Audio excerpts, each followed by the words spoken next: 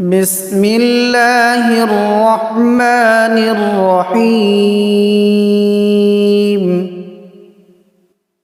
والتين والزيتون وطور سينين وهذا البلد الأمين لقد خلقنا الإنسان في أحسن تقويم ثم